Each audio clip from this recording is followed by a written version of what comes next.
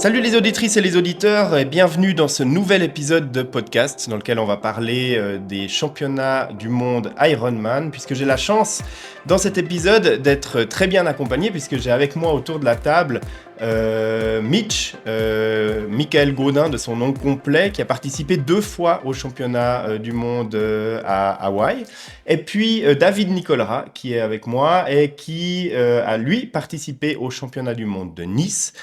Vous l'avez compris, on va parler un petit peu de ce débat qui s'est installé dans la communauté du triathlon et de l'Ironman sur cette alternance entre les championnats du monde à Hawaï, le lieu historique, et puis les championnats du monde qui ont lieu à Nice, en France, depuis... en fait, c'est depuis la fin du Covid à peu près que Ironman a instauré ce roulement.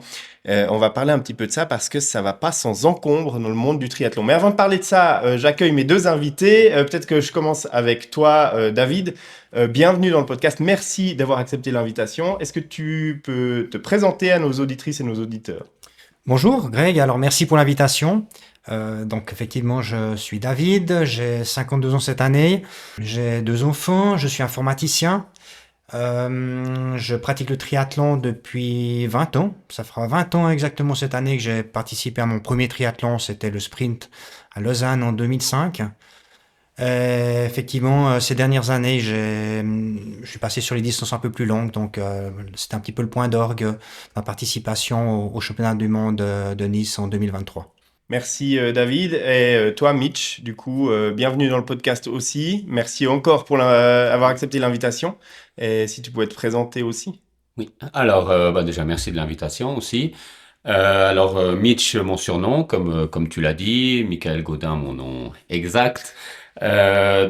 Professionnellement, je coach des athlètes, donc le Mitch Coaching. En parallèle, je bosse au Tri-Team Lausanne, petit club de triathlon qu'on a créé il y a 3 ans. Et mon parcours d'athlète, j'ai eu la chance de faire déjà 2 fois l'Ironman d'Hawaï en 2017 et l'année passée en 2024. Avant d'être triathlète, j'étais nageur, depuis tout petit jusqu'à à peu près 33 ans, parce que c'est à l'été 2016 que je me suis dit, bon, on va faire autre chose, on va se lancer sur le triathlon. Et voyant l'Ironman d'Hawaï à la télé quand j'étais petit, je me suis tout de suite dit, j'ai envie d'y aller un jour. Et l'année d'après, j'étais déjà à Hawaï, en 2017. Magnifique. Donc, vous l'aurez compris, David, lui, va pouvoir témoigner de l'ambiance et des championnats du monde à Nice, en France. Et puis, Mitch, toi, tu vas nous parler un petit peu de ce qui se passe sur l'île mythique de Hawaï, en tout cas mythique pour les triathlètes. Le changement de fonctionnement jusqu'à 2023, sauf erreur, peut-être 2022 ou 2023. Pendant le Covid, c'était un peu particulier parce que l'année 2020, il n'y a pas eu de championnat du monde. L'année 2021, les championnats du monde ont été décalés en 2022, qui ont eu lieu à Saint-Georges. Mais en 2022, il y a eu aussi les championnats du monde 2022 qui ont eu lieu à Hawaï. Et puis depuis 2023, on se retrouve avec une année sur 2 pour les hommes, une course à Hawaï, une année sur 2, une course à Nice. Et puis c'est l'inverse pour les femmes. Donc une année sur 2 à Hawaï, il y a les femmes. Une année sur 2 à Hawaï, il y a les hommes. Et la même chose à Nice. Donc ce système, il a été mis en place parce qu'il y a trop de fréquentation à Hawaï. Alors peut-être avant d'aller dans le détail, toi, tu me disais, Mitch, quand on a préparé cet épisode, tu as bien vu la différence entre tes 2 éditions au niveau de la fréquentation et de l'ambiance déjà à Hawaï. Alors oui, c'est exact. Donc en 2017, quand j'y étais, j'avais vraiment ressenti que la course sur l'île par les locaux était quelque chose qui les enthousiasmait, qui les faisait vivre tant avant qu'après. Euh, Tandis que là, en 2024, j'ai plus ressenti que oui, ils sont contents qu'il y ait cette course toujours, mais ils ressentent le côté marketing derrière. Et je vais pas dire que la tradition se perd, parce que je pense qu'on restera toujours attaché à Hawaï, mais euh, ils doivent, à mon avis, trouver des solutions pour satisfaire aussi les locaux et pour éviter qu'on ressente que ce côté business. Il faut dire ce Ouais. qui est, c'est que on aime Ironman tant David que moi, mais on est un peu tenu des fois par ce business. Alors, on va revenir très largement sur tout ça, sur qu'est-ce qui amène les gens à vouloir absolument participer à Hawaï. Hawaï, c'est un mythe. C'est un mythe pour beaucoup de triathlètes, pour la plupart des athlètes qui font de la distance Ironman. La première édition a lieu en 1978, initiée, on l'a tous entendu, hein, la légende de l'Ironman, une petite discussion de bistrot, qui est le plus fort entre le nageur qui fait la course de nage de la baie de Honolulu, du marathon d'Honolulu ou de la course cycliste qui avait lieu sur l'île à ce moment-là. Et puis là, il y a John Collins, un militaire américain, qui dit c'est assez facile, on va déterminer qui est le meilleur en combinant ces 3 épreuves en une seule. C'est là qu'est né l'Ironman. Et le premier vainqueur, Gordon Haller, en 1978, qui est le premier Ironman, en fait, sur l'île de... En fait, à ce moment-là, c'est sur l'île de Oahu, là où se situe Honolulu, donc la capitale de Hawaï.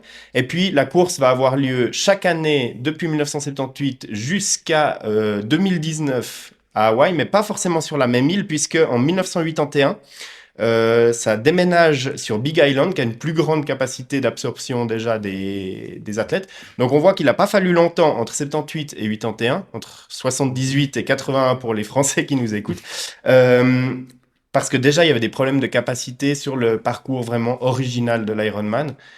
C'est un problème qui est devenu de pire en pire avec les années. Est-ce que Ironman n'a pas vraiment réussi un coup de génie avec leur histoire du mythe de Hawaï, des courses qualificatives, des slots qui font rêver? Et est-ce que c'est pas ça qui a amené, d'après vous, le succès de cette franchise qu'elle connaît aujourd'hui? Moi, je pense que la grande force d'Ironman, c'est d'avoir effectivement mis en place, en partant du mythe originel, si on peut l'appeler comme ça, de la course à la fin des années 70 à Hawaï, et puis d'avoir construit là-dessus sans changer vraiment la base. Je faisais une comparaison, j'entendais des réflexions par rapport aux compétitions de CrossFit, où j'ai entendu que chaque année les distances, enfin les disciplines changent, le format des compétitions change, et il n'y a pas de suivi d'une année à l'autre, il n'y a pas de cohérence. Et je pense que la grande force d'Ironman, c'est d'avoir trouvé cette cohérence, et de l'avoir quelque peu peut-être imposée d'une certaine manière. Mais en tout cas, aujourd'hui, pratiquement tout le monde, en tout cas dans le milieu du triathlon, connaît Ironman, même probablement au-delà. Et puis, ils ont su construire là-dessus, mais sans s'écarter à la base, je pense, de l'idée de départ des fondateurs. Mhm. Et si je peux rajouter, je pense il y a aussi le lieu, tout simplement, si je peux dire. C'est que c'est, même pour les Américains, c'est quand même un sacré déplacement pour aller à Hawaï. Donc je pense que le lieu y est aussi pour beaucoup. Mhm. C'est que c'est vraiment le bout du monde et c'est quand même paradisiaque. Peut-être ça, c'est un côté, quand on n'y a pas été, on n'a peut-être pas forcément pas ses attentes, je dirais, Mhm. mais quand on y a été, l'île, elle est super diversifiée et c'est un endroit paradisiaque. Donc je Vraiment? pense qu'il y a... Non, vraiment, si je me trompe pas, il y a 12 sur les 14 microclimats qui existent dans le monde, il y en a 12 qui se retrouvent sur la Grande Île. Et tant pour la femme, enfin les accompagnants, je pense que c'est vraiment aussi l'endroit qui a créé ce mythe, quoi. Mhm. C'est vrai que quand on voit les images vidéo des récapitulatifs de course ou quand on regarde la course en direct, alors il y a des moments, ça fait rêver, surtout la natation, quand on voit cette eau qui a l'air si limpide. En plus, on nage sans combinaison parce que la température de l'eau est vraiment super agréable. Et puis, ça enlève aussi peut-être un petit peu ce côté barrière qu'on peut avoir, la combi, avec l'élément aquatique. Alors, pour certains triathlètes, on sait que c'est jamais très confortable de devoir retirer la combi pour nager. Toi, je pense que Mitch, vu que tu es nageur, ça doit être un point fort pour toi de nager sans combi. Alors oui. Est-ce que vraiment on nage dans ces eaux où on voit pendant la course, je sais pas, des tortues ou on a des paysages marins qui sont magnifiques? Est-ce qu'on profite de ça pendant la course? Alors, oui et non. Profiter, je sais pas si c'est le mot, mais l'eau, la baie où a lieu la course est magnifique. Les jours d'avant-course, quand on y allait, tu vois plein de poissons, même un petit requin. Ok. Voilà, petit heureusement. Les petits, ça va. Voilà. Mais non, la baie est magnifique, l'eau est magnifique, ça donne envie. Ok.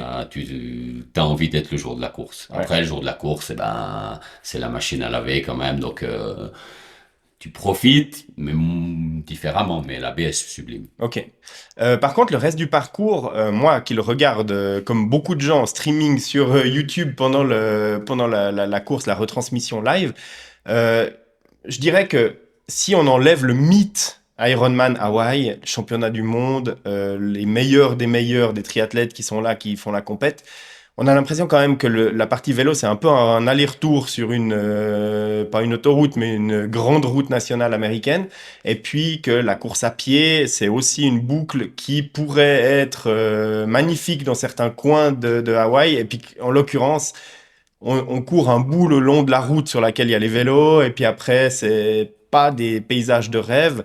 Alors, j'imagine que tu es concentré sur ta compète, que sur le vélo, tu te dis pas, oh mince, il n'y a pas un joli volcan en éruption à côté de moi, mais enfin, est-ce que c'est quand même un parcours qui est joli aussi sur le reste des disciplines après la natation? Dur à dire joli, il est quand même diversifié, notamment sur le vélo. Je dirais qu'il est à la fois diversifié et monotone. Effectivement, comme tu l'as dit, c'est une autoroute, c'est très lunaire ou volcanique pour être plus exact. Mais il est quand même vallonné. Ça, c'est peut-être qu'on se rend pas forcément compte à la télé. On a l'impression qu'effectivement, ils font des moyennes de dingue et même les age groups, ça va vite. Ouais. Mais il y a quand même entre 1000, ça dépend les GPS, les précisions, est-ce qu'ils annoncent, mais entre 1003 et 1006 de dénivelé, ce qui est pas rien non plus sur un parcours Ironman. Mhm. Donc il est quand même ondulé et la végétation, comme je disais, où on fait le demi-tour durant le parcours vélo, t'es dans un endroit qui a rien à voir avec le départ. C'est tout verdoyant, c'est tout, notamment à la demi-tour, il y avait un vent de dingue. C'est pas forcément bien, mais c'était pas du tout le même climat que t'avais où tu startes, où tu prends ton vélo. Ouais. Et puis course à pied, comme tu disais, c'est clair qu'il y aurait moyen de le faire plus joli. Mais là, pareil, je dirais que le parcours course à pied est très accidenté, donc je dirais que ça le rend joli quand même, parce qu'il y a quand même 300 mètres de positif, ce qui est pas rien sur un full dans un Ironman. Ouais. Bon, ceux qui font des courses en Brahman, ils vont se dire, vous rigolez, mais dans les courses Ironman, 300 mètres de D+, tu les sens passer. Donc, Ouais. il est vraiment très escarpé, très cassant. Mais oui, c'est un aller-retour au bord de l'autoroute. Donc, mais il est varié, il est joli. Ok. Donc, un parcours qui est mythique, qui est pas franchement extraordinaire, mais qui est loin d'être ennuyeux et puis surtout, bah, il y a le contexte. Et puis maintenant, David, toi, tu vas nous parler un peu plus du parcours de Nice. Probablement que beaucoup plus d'auditrices et d'auditeurs le connaissent, soit parce qu'ils connaissent la région de Nice, soit parce qu'ils ont déjà participé, soit au half, soit au full sur place. Mais ça vaut quand même la peine de l'évoquer parce que on parlait pendant la préparation de cet épisode.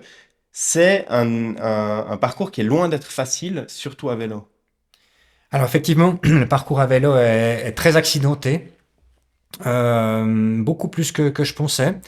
Alors, je dirais de manière générale, comme à chaque fois qu'on fait une course qui dure toute la journée, notamment sur les courses Ironman, où on part tôt le matin, on arrive tard le soir, la météo est déterminante. Donc, si on fait la course par beau temps, par mauvais temps, ça change vraiment le plaisir qu'on peut en retirer.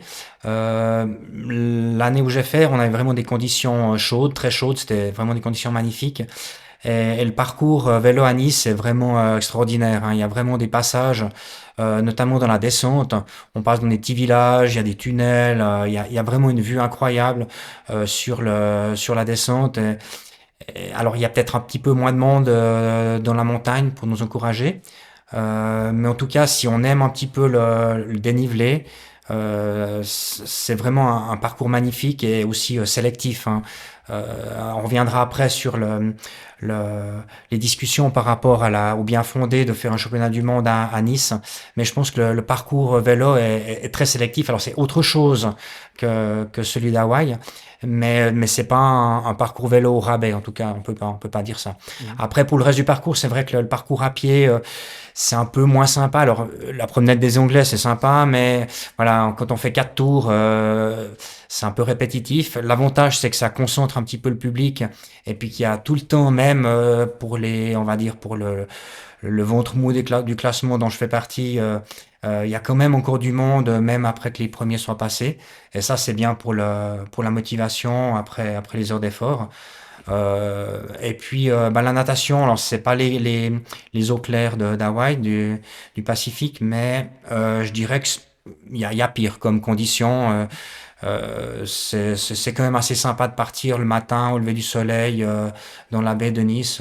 Enfin, j'ai un bon souvenir. Ok. La natation à Nice, en tout cas pour l'Ironman de Nice, celui qui a eu lieu en juin, est quand même une natation qui est redoutée puisque c'était un des derniers à faire un mass start sur un départ où il y a quand même beaucoup de bagarres pour être en bonne position à la première bouée. Est-ce que c'est la même chose sur les championnats du monde? C'est exactement le même parcours et la même procédure de départ ou est-ce que c'était un peu plus espacé ou est-ce que tu as eu plus de place pour nager? Alors, il y a pas mal de place, hein, parce que la baie est grande. C'était un mass start par catégorie, si je me rappelle bien. Ça remonte maintenant à une année et demie, mais sauf erreur, c'était mass start par catégorie. Je me rappelle pas, eu beaucoup de problèmes, de contact avec d'autres concurrents. C'est vrai, quand on part pour toute la journée, enfin, c'est pas un sprint. N'étant pas bon nageur, je me mets plutôt quand même plutôt derrière, on va dire, pour avoir ma place. Alors c'est peut-être un petit peu moins confortable que le rolling start comme on voit maintenant dans la plupart des courses, Mhm. mais c'était correct. Moi le petit souci que j'ai eu, c'était sur la fin du parcours, j'ai eu un peu froid. Moi, je suis frileux. On n'avait pas droit à la combinaison, mais j'avais ma swim skin et j'ai eu un petit peu froid sur la fin du parcours. Euh, L'eau n'était pas forcément froide, mais comme je passe beaucoup de temps dans l'eau, ben, j'ai quand même perdu un petit peu d'énergie sur la fin du parcours. Mais ça reste quand même un bon souvenir. Je crois que le parcours est un petit peu différent. J'ai jamais fait Nice en dehors du championnat du monde. Je crois que le parcours natation est légèrement différent. Il y a un petit détail. Et puis après, je crois que le reste est similaire, hein. C'est la Il même. me semble que le vélo et la course à pied, en tout cas, sont similaires. La Oui, course à oui. pied, c'est sûr, hein, c'est les 4 allers-retours le long de Oui. la promenade des Anglais Une jusqu'à boucle de 10 l'aéroport. kilomètres, ouais, ouais. Voilà. Et puis le vélo, il me semble pas qu'il y ait eu une modification non Non, plus. pas du, si je me permets Oui. d'intervenir. L'Ironman normal de Nice, c'est pas que, entre guillemets, 170 km. Et là, ils ont dû se faire le rallonger de 10 pour arriver aux 180 de Ah, la c'est distance possible. Ironman. Ouais. Mais peut-être je me trompe, mais il me semble que il y a cette petite subtilité. D'accord, c'est C'est, possible. En tout cas, moi, j'avais bien 180 environ Voilà. au compteur. ouais. Ouais, ouais. Ouais, c'est possible. Mais en tout cas, le gros du parcours, en tout cas dans la montagne, à mon avis, est le même. Ils ont peut-être rajouté quelque chose après sur le retour pour arriver au compte exact de la distance. Non, je pense que c'est un des plus beaux parcours de vélo sur la distance Ironman. Moi, j'ai fait Toon aussi, suite Toon aussi magnifique. C'est autre chose, mais c'est vraiment un beau parcours à Nice. Mhm. On se fait plaisir si on aime le vélo à la montée. Ouais. On parlait avec Mitch tout à l'heure de l'ambiance sur place championnat du monde. On va peut-être revenir déjà sur l'ambiance à Hawaï. Historiquement, quand il y a les championnats du monde, il y a une ambiance un petit peu spéciale. Il y a un défilé par nation. Il y a beaucoup d'événements hors la course qui sont alors clairement mis là pour encore rajouter à l'aura de ces championnats du monde, qui rajoutent encore à l'ambiance et puis au fait de se sentir un petit peu dans ce club privilégié des gens qui se sont qualifiés. Tu disais que sur tes 2 participations, tu as senti un petit peu une différence au niveau de l'ambiance générale. Est-ce que quand même on est dans une ambiance particulière, championnat du monde Ironman, quand on se déplace, alors quand on se déplace à Hawaï, j'imagine clairement que oui, mais est-ce que les 2 fois tu t'es senti un peu dans cette même ambiance, là il va y avoir de la compète, on est au championnat du monde. Alors je dirais oui, même si je les ai vécus différemment, mais tout simplement parce que ma vie a changé aussi. C'est qu'en 2017, ben, j'étais seul là-bas. En 2024, j'étais avec la famille. Du coup, en 2024, on s'est mis un petit peu plus à l'écart. Si je puis dire, on était à 3 kilomètres du départ, donc c'est pas non plus méga loin. Mais c'est j'avais moins la tête dans le guidon d'être tous les jours sur le village de fête. Mais si on parle de l'ambiance, honnêtement, oui, ça vit quand même. Tu te sens quand même de ce côté-là. Je dirais que j'ai pas eu une mauvaise impression cette année en 2024. C'est effectivement, ça grouille d'athlètes. Tout le monde sèche, tout le monde nage, tout le monde court, tout le monde roule. La parade des nations, comme tu disais, ben, c'est un moment sympa. Même si j'y ai pas été cette année parce que j'avais été avec la famille, j'avais été en 2017. Il y a aussi une petite course comment on appelle ça, la course en maillot de bain, je sais plus son nom exact, mais c'est aussi des moments sympas. Il y a une course pour les enfants. Donc oui, l'ambiance est vraiment festive et tu te sens quand même privilégié. Oui, ça reste, ce côté-là est resté, que tu te sens privilégié pour être là-bas normalement, même si je me trompe pas, les Américains, il y a d'autres, ils ont des passe droit entre guillemets pour se retrouver à Hawaï. Si je dis pas de bêtises, peut-être je dis des bêtises, mais non, tu dois te qualifier. Mais il me semble qu'il y a plusieurs subtilités que je connais pas exactement pour les Américains, mais c'est quand même normalement, si t'es là-bas, c'est que c'est que tu l'as mérité ta place.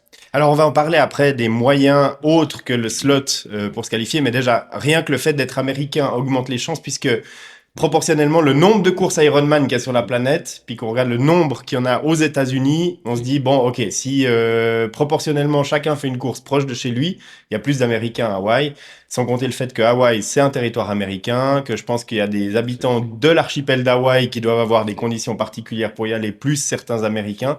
Il y a quand même plus d'Américains que la moyenne, je dirais, normale au niveau des slots sur place. Mais on en reparle tout de suite après. Toi, David, est-ce que tu as senti aussi une ambiance particulière, différente des autres Ironman auxquels tu as participé quand tu es allé à Nice pour ces championnats du monde? Un petit peu comme ce qu'expliquait Mitch. Oui, alors je pense clairement, il y avait quand même une certaine atmosphère, un peu de fête. Bon, moi j'ai participé à la Parade des Nations. Alors il y a une petite déception, je crois qu'on était entre 40 ou 45 Suisses à être qualifiés. On était 4 ou 5 à représenter la Suisse. Il y avait une grosse délégation américaine, je me rappelle. Donc on a fait la Parade des Nations. Il y avait pas mal d'ambiance sur la promenade des Anglais. Ils avaient mis les posters de tous les vainqueurs des championnats du monde Ironman.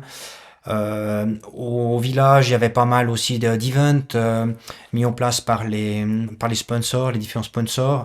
C'était la dernière course professionnelle de Frodeno, donc il y avait aussi un petit truc par rapport à ça. L'organisation, pardon, était vraiment très bonne. J'ai été positivement impressionné par ça. Et puis après, il y avait comme des gens, on croise des athlètes connus, même des anciens pros. Il y a Jalabert, il y a différentes personnes connues, des pros aussi, des triathlètes. Je pense qu'il y avait une bonne quand même, il y avait une atmosphère bien différente qu'une course Ironman lambda, on va dire. D'accord. Donc on sent quand même que c'est un événement spécial dans le circuit Ironman à Nice. Oui. Ok. Maintenant, on va parler un petit peu de ce déplacement à Hawaï, parce que aller à Hawaï, c'est un coût. Non seulement sur place, parce que la capacité quand même d'accueil des touristes ou des athlètes qui viennent pour une semaine de compétition est limitée. Et je pense qu'il y a cet aspect-là aussi qui a joué chez Ironman pour alterner les courses une année sur deux pour essayer de limiter le nombre de personnes qui se rendent là-bas parce qu'ils arrivent à saturation clairement. Et puis en multipliant le nombre de courses dans la saison qui qualifient pour Hawaï, il faut d'un côté ne pas surcharger les championnats du monde et d'un autre côté ne pas frustrer les athlètes qui continuent à s'inscrire aux courses pour se qualifier. Quand on se déplace à Hawaï, alors Mitch, toi tu as 2 expériences là-dessus. Au niveau du budget, alors tu participes à la course, tu obtiens ton slot. Au moment d'aller à la cérémonie de remise des prix et des slots pour Hawaï, à ce moment-là, la procédure, c'est immédiatement, tu payes ton inscription pour les championnats du monde. Tu as eu l'honneur d'être qualifié, mais il faut pas croire au rêve. C'est la carte de crédit, sinon il n'y a rien qui est validé. Et à ce moment-là, il y a déjà à peu près 1000 francs de frais d'inscription qui s'ajoutent. Un peu plus, je crois que c'est la facture. $1 500 si je me trompe pas. Augmenté justement récemment. Wow. Moi, je l'avais payé que $950 américains, si je me trompe pas. Ouais. Et maintenant, il me semble qu'ils sont à 1300 ou 1400. Ouais, Enfin, environ $1 400. Ouais. Ils ont bien augmenté. Voilà. Et on vous le dit, c'est clair, hein, on vous dit, si vous voulez aller à la cérémonie de distribution des slots, vous prenez vos documents d'identité et votre carte de crédit. Ouais. Sinon, ça sert à rien d'aller, quoi. Ouais. Ok, donc c'est assez clair. Là, au moins, les Américains, au niveau business, sont assez clairs là-dessus. Il n'y a pas de doute. Mais que c'est que le début de la facture. Oui. Alors, non, clairement. Et j'imagine justement que c'est un rêve Hawaï pour la plupart des triathlètes. Et je pense que ça arrive quand même assez fréquemment que on accepte le slot. C'est une chose, on doit débourser 950 $1,000, enfin 1,400 maintenant si je me trompe pas. Et c'est après quand on commence à regarder le billet d'avion, le logement sur place, qu'on se dit oula. Ouais. Ça va me coûter cher et des fois j'imagine qu'on se dit comment je vais faire. Après en 2017 je me suis déplacé, j'étais seul. Donc j'avais fait en l'occurrence un projet crowdfunding parce que je gagnais pas, enfin voilà, j'avais ce besoin, du coup j'avais fait un projet crowdfunding. Là en 2024 je me suis déplacé avec la famille Donc ma femme et nos 2 enfants, donc je savais à quoi m'attendre sur place. On a voulu vivre les choses bien, donc sans non plus faire des folies, mais en hébergement, billets d'avion, le transport du vélo, sur place, ben, les restos. On arrive gentiment pour 2 semaines, 2 semaines et demie. On a passé 2 semaines et demie sur l'île, si je me trompe à pas loin des 20 000 francs pour la famille. Ouais, Donc d'un côté. Après, bah, pour la petite boutade, on se dit, heureusement que c'est pas chaque année, c'est tous les 2 ans, si je veux dire. ouais, effectivement. Mais c'est le seul côté qui est un peu rigolo. On se dit, bon, bah, dans 2 ans, on verra si on y retourne. Mais c'est que oui, c'est un budget. Ouais, ouais, clairement. Et puis, bah, j'ai aussi d'autres expériences autour de moi qui me montrent qu'effectivement, ces budgets sont extrêmement élevés avec des amis du club qui se sont qualifiés ou d'autres personnes qui sont allées là-bas. D'ailleurs, une de mes connaissances qui s'était qualifiée tard, qui avait eu son slot sur une des dernières courses qualificatives, bah, il a son slot, il paye ses 1000 et quelques dollars pour s'inscrire, puis après, c'est waouh, les prix des billets d'avion sont complètement fous. L'hébergement sur place, bah, il y en a plus, donc il faut prendre ce qu'il y a au prix qui nous est demandé. Et puis Hawaï, c'est un endroit qui est éloigné, cher sur place, et puis surtout quand on va faire un championnat du monde là-bas, on se dit pas, ok, je prends 3 nuits d'hébergement, quoi. On essaye d'arriver plusieurs jours, voire une semaine en avance pour s'acclimater à l'humidité, la température. Et puis, bah, du coup, ça fait un séjour qui dure 1, 2 semaines. Mhm. Et puis, effectivement, c'est cher pour rebondir encore. C'est vrai que je pense que j'ai quand même voyagé dans ma vie.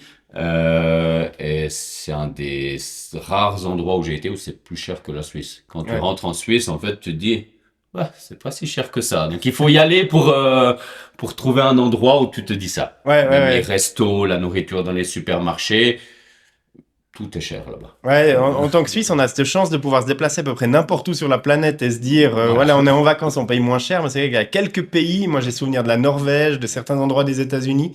Et là, on se dit, waouh, vivement le retour à la maison parce que là, ça douille. Donc, l'avantage de Nice, clairement, et je pense que David, tu vas le confirmer, c'est un déplacement beaucoup plus court. On peut même y aller en voiture depuis la Suisse et une grande partie de l'Europe. Mais tu disais, il y avait quand même beaucoup d'Américains sur place. Oui, bah, ça reste un championnat du monde, donc il y a des athlètes de tous les horizons qui sont présents. Alors Nice, ça c'est le gros avantage et la grosse différence par rapport à Hawaï, c'est que pour un habitant du continent européen, c'est quand même très pratique. Ben, depuis la Suisse, il suffit de mettre le vélo dans la voiture et puis faire quelques heures de route. À part les péages autoroutiers en France et puis éventuellement le logement sur place, il n'y a pas de gros coûts. Mhm. En plus, moi, j'avais la chance d'être logé chez une connaissance. Donc, au niveau budget, ça a rien à voir avec ce qu'il faut imaginer pour aller à Hawaï. Ouais. Et pourtant, on va arriver là sur la partie de la discussion qui fâche un petit peu. On en parlait aussi dans la préparation de cet épisode, et c'est à la base pour ça que je voulais enregistrer cet épisode. Pourtant, on a l'impression que la mayonnaise, elle prend pas vraiment. Et toi, Mitch, t'es très bien placé puisque tu coaches plusieurs athlètes. Tu m'en as parlé en préparation de l'épisode. Moi, j'ai constaté ça autour de moi aussi. Finalement, il y a plusieurs choses qui se passent. La première, c'est qu'il y a un désintérêt quand même pour les championnats du monde, les années où elles ont lieu à Nice. Et puis pour les personnes qui vont à Nice faire le championnat du monde, dans le milieu du triathlon, on a un peu l'impression que c'est reçu comme, OK, t'as fait les championnats du monde à Nice, mais t'as pas fait Hawaï, quoi. Non, c'est juste. Je pense que même pas mal de professionnels, bon, certains le disent je dirais de voix plus ou moins haute, mais certains le reconnaissent que t'es champion du monde à Nice ou tu vas à Nice. On est bien d'accord, c'est pas dénigrer ces athlètes, loin de là. Il faut se qualifier, et c'est quelque chose de super, un joli aboutissement.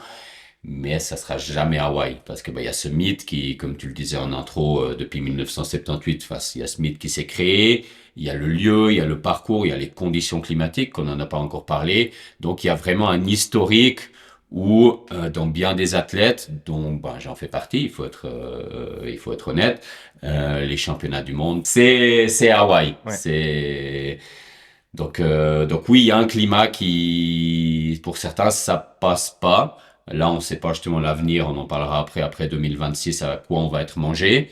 Je pense qu'on est moi, je fais partie des impatients de voir qu'est-ce qu'ils vont nous sortir, quel miracle ils vont nous créer, nous inventer ou pas, parce que je pense qu'ils se sont mis un peu dans une impasse à Ironman. Mhm. Donc on verra. Ouais. Et David, toi, tu as participé au championnat du monde à Nice. Tu me disais en préparation de l'épisode que pour toi, le chemin, il n'est pas fini et ton rêve, c'est une fois de faire Hawaï. Alors, j'ai toujours le rêve de faire Hawaï, effectivement. Euh, c'est vrai qu'il y a le mythe d'Hawaï. Après, il faut aussi un petit peu relativiser parce que ça fait maintenant plus de 40 ans que le championnat du monde a lieu à Hawaï. Nice, ça fait quelques années. On n'a pas le recul nécessaire. Donc, quand on aura fait 40 ans de championnat du monde à Nice, peut-être que ça sera aussi mythique d'aller à Nice. C'est vrai que dans le milieu du triathlon, j'ai souvent entendu des voix qui disaient ah mais Nice ouais c'est un championnat au rabais ou c'est les mauvais qui se qualifient, les bons vont à Hawaï. Enfin ce genre de discours. Et moi ça m'a toujours un peu contrarié. Ben déjà parce que j'y ai participé et pour moi c'est vraiment je pense une des compétitions, moi la compétition sportive la plus importante de ma vie, hein, Bien tout sûr, court. ouais. Donc c'est quelque chose qui restera à jamais pour moi. Je pense pas que j'ai démérité de me qualifier pour euh, pour Nice. Je me suis qualifié dans des conditions très difficiles où il y a eu beaucoup d'abandon, la canicule, plus de 30 degrés au marathon. Je pense que ma qualification elle est méritée. Et je suis fier d'avoir passé la ligne d'arrivée. Mhm. Après, c'est vrai qu'il reste encore le rêve d'aller à Hawaï parce que, comme je l'ai dit, ben, il y a toute l'histoire, il y a tout le mythe, ce qu'il n'y a pas aujourd'hui à Nice. Mhm. Mais je pense pas que ça soit une compétition au rabais. Et il y a une chose dont on parle assez peu souvent dans ce rapport entre Hawaï et Nice. Une des raisons avancées par la franchise Ironman d'organiser deux événements distincts, c'était aussi pour donner de la visibilité à la compétition des femmes. Et je pense que là, on a gagné quand même en visibilité. Il y a beaucoup plus de médiatisation sur la course des dames. Et ça, je pense que c'est un progrès. Parce que auparavant, je me rappelle, je suivais la course, mais je suivais la course des hommes le dimanche et le samedi, peu de monde regardait les femmes. Alors qu'il y a une compétition vraiment passionnante, il y a un niveau incroyable au niveau des femmes. Et le fait de faire sur deux sites différents à 2 ans d'écart, ça donne la visibilité que la compétition des femmes mérite. Oui, et en tous les cas, la course de Nice et la course de Hawaï n'ont pas lieu à la même période de l'année. Donc, il y a suffisamment d'écart entre les deux pour qu'on puisse faire deux événements médiatiques autour de ces courses Ironman d'importance égale pour l'une et l'autre. Donc ça, tu soulèves un point qui est très très intéressant. Maintenant, même au niveau des femmes, on voit que, par exemple, on a eu l'affaire Lucy Charles il y a quelques mois par rapport à sa participation au championnat du monde à Nice. Elle a finalement participé. Alors, il n'y a pas que le Ironman Nice, Ironman Hawaï. Il y a aussi le fait que les athlètes ont un nouveau circuit de compétition qui est beaucoup plus rémunérateur, qui s'est mis en route en même temps. Et puis, elle a décidé, OK, je vais participer plus à ce circuit-là qui est, voilà, qui rapporte plus d'argent que le circuit Ironman où il faut se battre peut-être un peu plus pour gagner peut-être un peu moins. Mais au début, elle disait, mon titre de championne du monde, il est à Hawaï, j'irai le défendre à Hawaï, comme si elle dénigrait un petit peu cette compétition à Nice.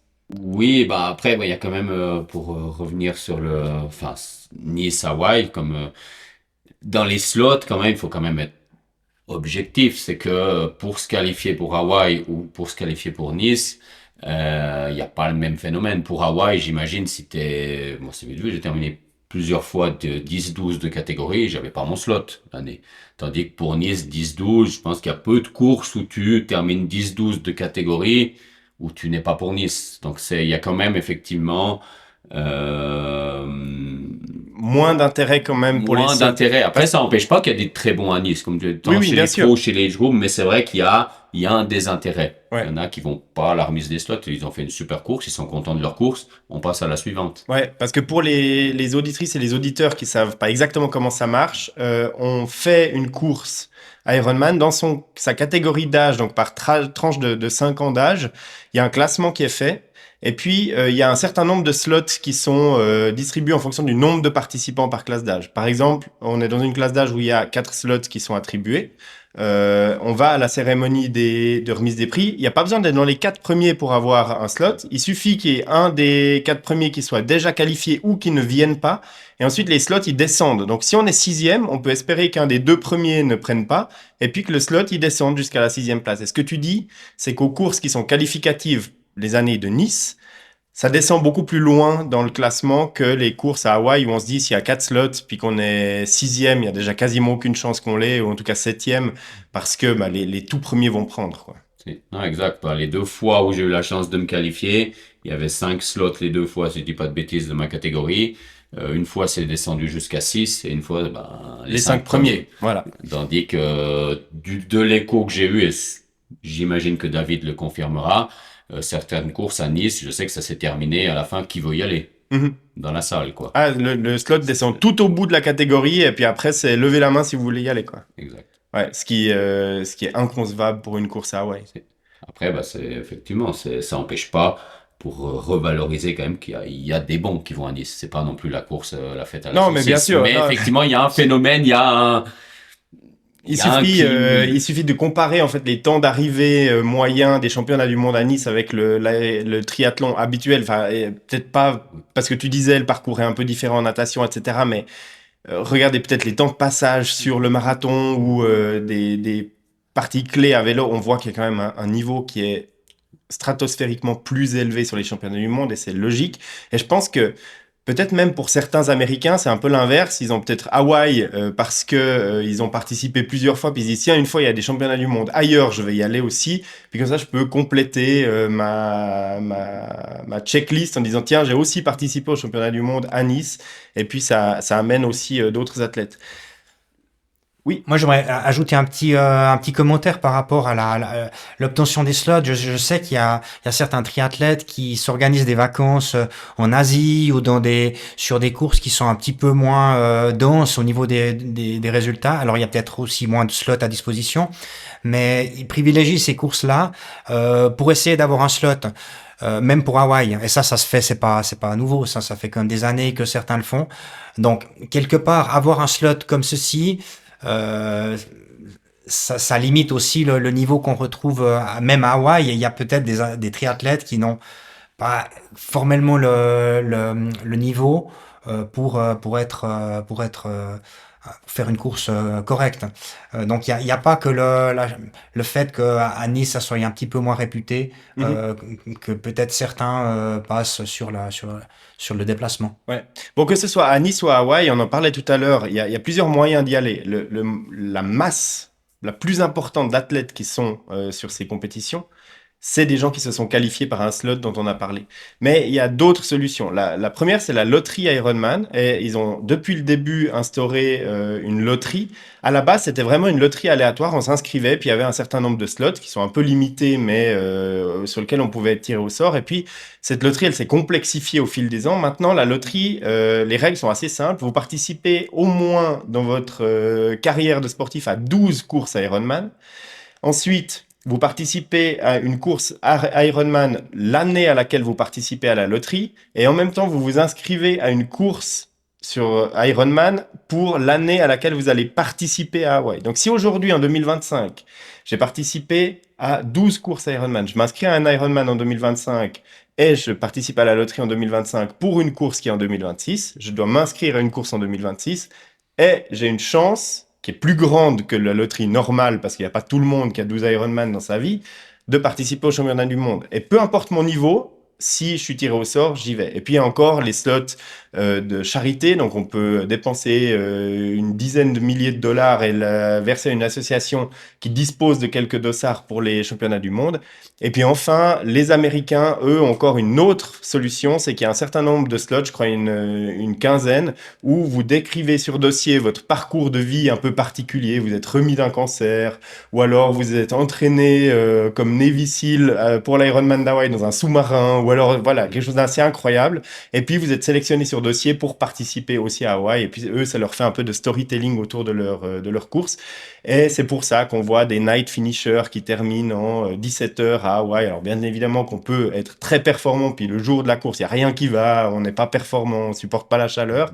Mais il y a quand même beaucoup de night finishers à Hawaï aussi qui sont issus de ces différentes manières de se qualifier. Et ça fait participer aussi au mythe de ces images de gens qui terminent la ligne d'arrivée avec le décompte de la fermeture de la ligne d'arrivée. Il reste 1 minute 20 et tout le monde encourage ces derniers finishers à passer la ligne d'arrivée. Ça fait toujours partie du mythe. Mais comme on en a parlé maintenant, le système, il arrive un petit peu au bout et au début de l'année 2025, Ironman a envoyé à tous les gens qui avaient participé à au moins un Ironman, je crois, dans leur profil de course, un sondage pour savoir un petit peu qu'est-ce que la communauté en pense. Et là, il y a quelques pistes qui sont évoquées, dont une alternance entre Hawaï et puis un lieu qui change chaque année pour les championnats du monde, un peu comme sur la demi-distance Ironman. Et puis, il y avait d'autres options qui étaient évoquées. Donc maintenant, on va parler un petit peu de l'avenir de ces championnats du monde. Mitch, toi, tu avais plusieurs idées, mais pour toi, il y aura toujours ce phénomène d'attrait plus important les années où c'est Hawaï la course. Alors, je pense que clairement, déjà, bah, je pense qu'on est obligé de rester attaché à Hawaï, déjà. Je pense que ça serait la fin d'Ironman si Hawaï disparaissait et que ça deviendrait autre.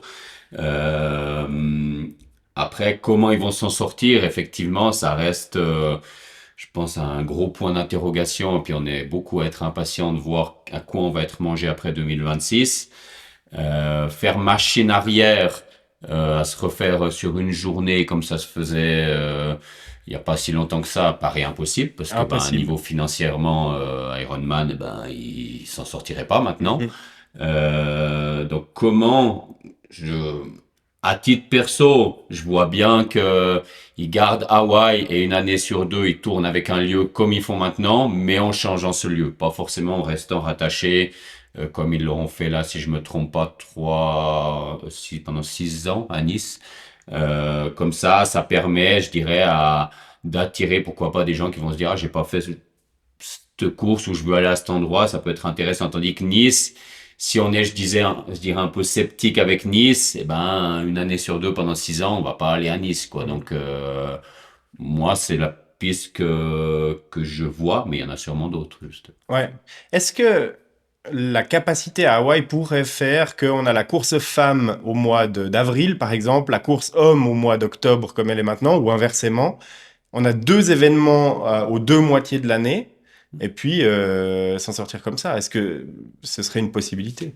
Alors, c'est vrai que c'est une piste que, à titre perso, je n'avais pas imaginé, mais c'est vrai que typiquement, il y a, je crois que tu l'as dit dans ton intro, certaines années, une ou deux années, l'Ironman a été déplacé d'octobre, a été placé, je crois, plutôt en février qu'avril même, si je me trompe pas. Mhm. Donc, c'est vrai qu'on pourrait imaginer ça, effectivement, que ça soit à Hawaï, mais à deux moments différents de l'année. C'est vrai que c'est une... Après, bon, je pense qu'en avril, même en février, à Hawaï, il fait déjà bien chaud.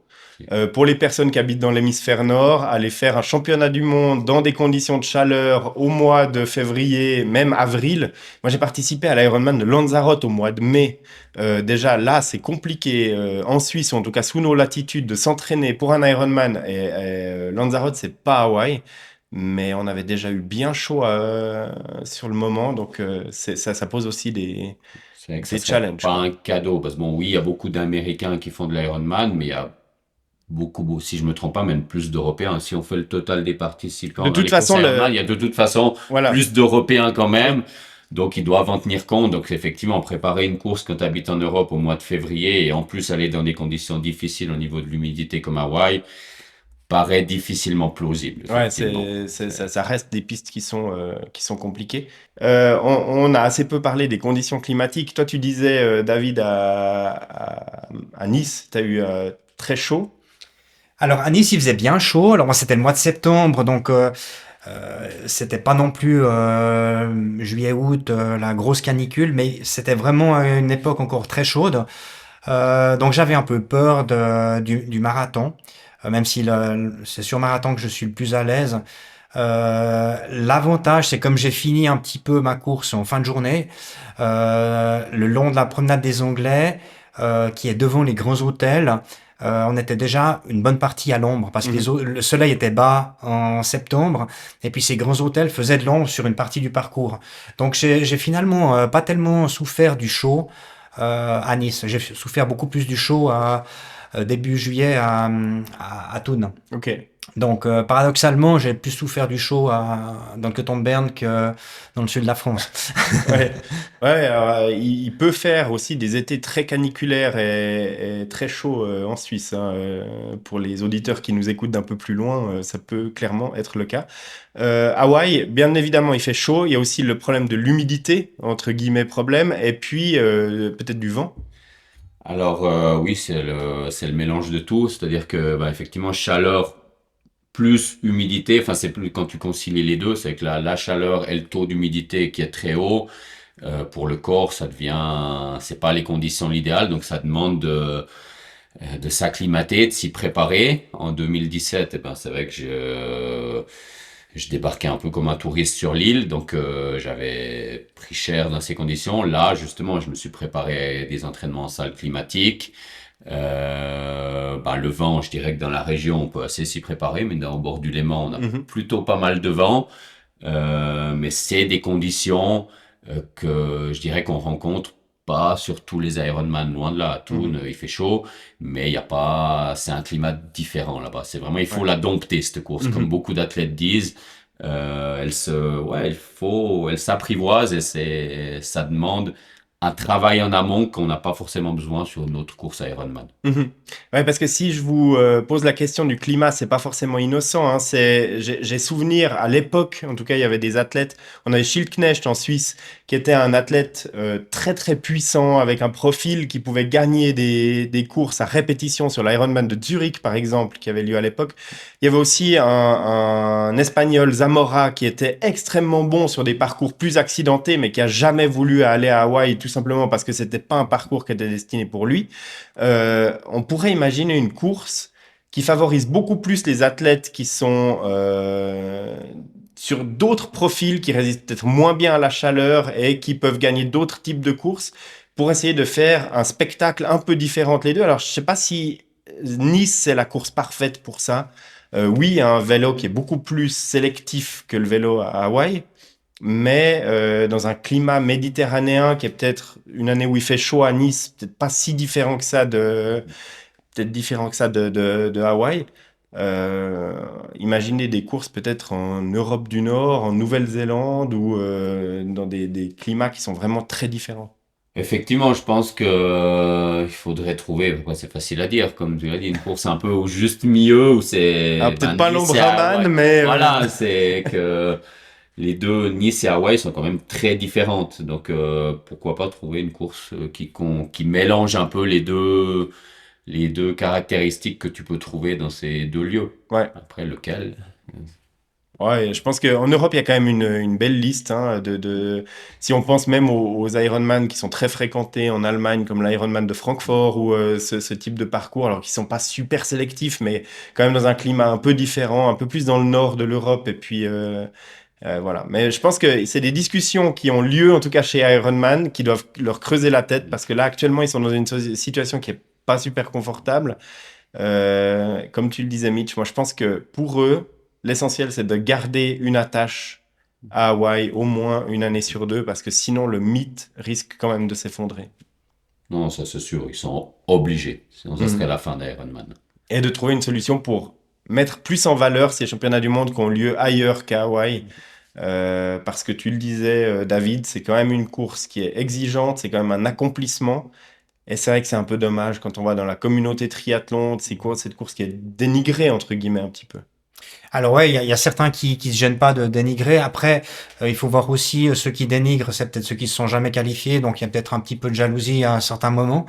Euh, Après, voilà, le triathlon, c'est un sport individuel, chacun fait son chemin.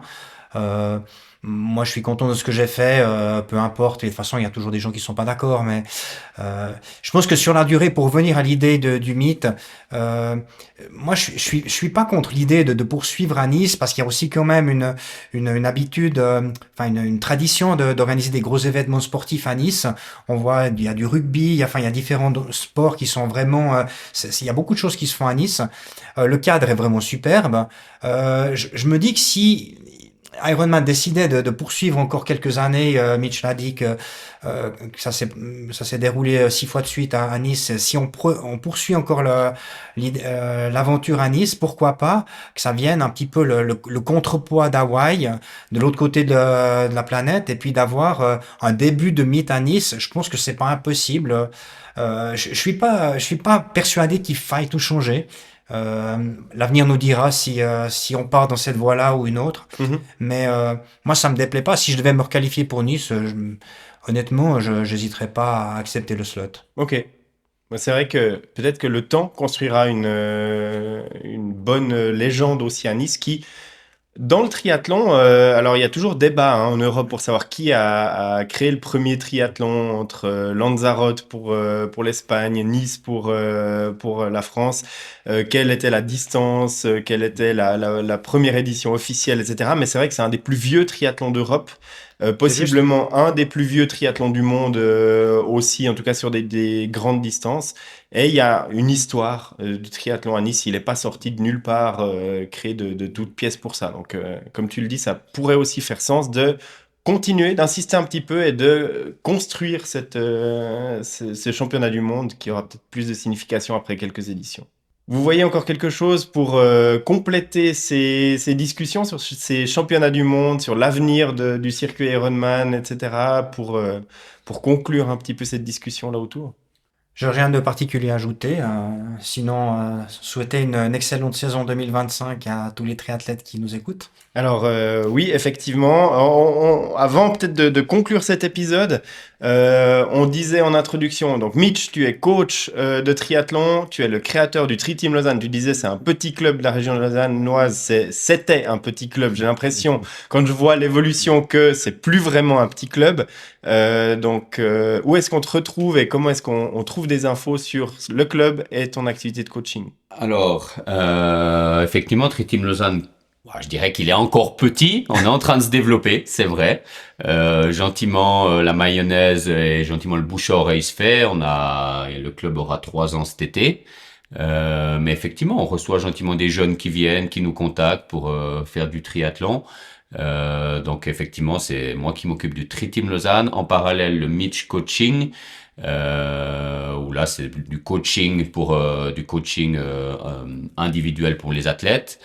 Donc le site internet, direct en tapant sous Google tant Mitch Coaching que Tri-Team Lausanne, les deux apparaissent et je me ferai un plaisir de vous répondre, que ce soit si vous êtes adulte ou jeune, parce que le Tri-Team Lausanne est plutôt destiné pour les jeunes. On l'a créé pour les jeunes 10-20 ans dans la région lausannoise, vu qu'il n'y avait pas encore de Tri-Team Lausanne. Enfin, pour être exact, ça a existé jusqu'en 2003. Oui. Le club s'est éteint pour des raisons X ou Y et on l'a remis au goût du jour parce que je pense que la capitale olympique se doit d'avoir un club avec le nom Lausanne. Voilà, et puis pour promouvoir un peu les espoirs du triathlon de la région. Et toi, David, est-ce que tu as des références à nous donner, un message particulier que tu aimerais faire passer en cette fin d'épisode? Pas particulièrement. Je pense que c'est bien, d'une manière générale, de rejoindre une structure parce que le triathlon, c'est quand même un sport qui est assez complexe, assez technique. Il y a différentes disciplines, il y a les transitions, il y a quand même beaucoup de choses à savoir quand on débute. Et je discutais avec une personne là, lundi dernier à la piscine qui voulait commencer le triathlon, qui me demandait des conseils comme ça au bout de la ligne de natation.